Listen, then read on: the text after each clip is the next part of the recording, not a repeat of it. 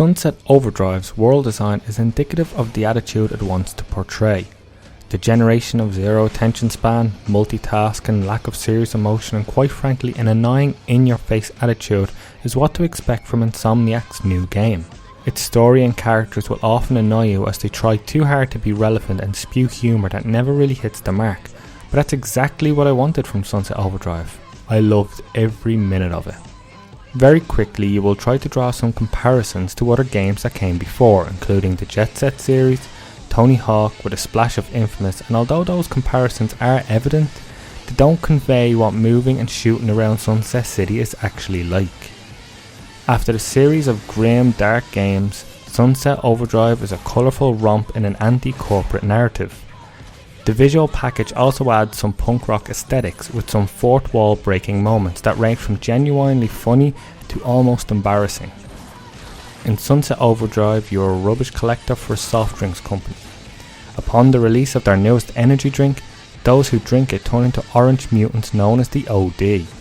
You then become the superhero who grinds, bounces and blasts his way through Sunset City with some ridiculously good weaponry and some just ridiculous weaponry.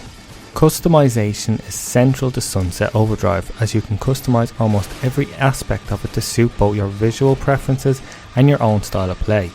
One of the neat little aspects of the game is the character creation that allows you to do what you want with it, from adding makeups and facial hair to adding gender neutral clothing to express your character in any way you want.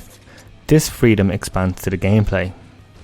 Insomniac have become famous for their weapon design, and this wackiness that they're known for continues, albeit with some weapons simply being generic guns with wacky names or aesthetics.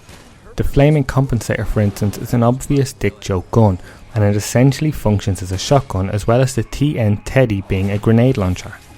There are some however that bring some uniqueness to your arsenal, and it covers up pretty much every base for every style of offensive gameplay. The game also includes a rather deep and diverse upgrade system in every aspect of your play.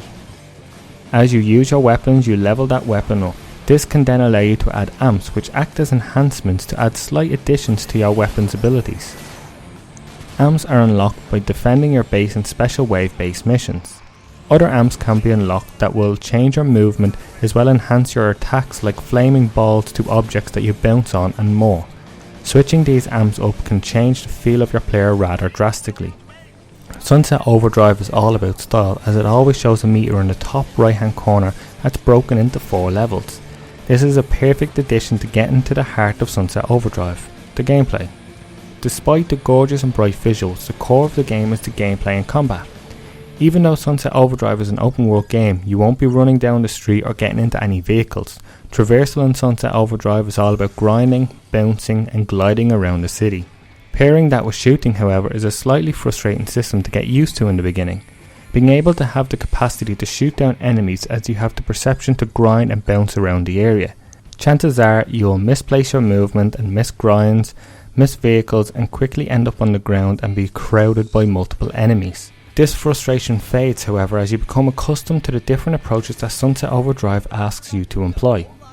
Another thing to expect is to be distracted. From the stunning visuals to the amount of content in the world, there's always something to do everywhere you go in Sunset City. There are literally hundreds of things to collect, as well as complete a myriad of side missions that help you by rewarding you with money, which allow you to buy new clothes, as well as overcharge, which is the currency used to buy new weapons and ammo. The story unfortunately bounces around from trying too hard to be funny to trying to add some impact to the characters to create drama, but that never delivers. Thankfully though, the gameplay is centre and rightfully so. Traversal is a thorough delight, and even though the combat can disappoint, it's incredibly hard to put down as you are bombarded with content. It plays best when you're completing challenges devoid of narrative and it's just you, the enemies and a full arsenal of weapons. Sunset Overdrive is a massive, beautiful world offering fun, something that is desperately needed this holiday season. For a full written review, head on over to gamesmack.net.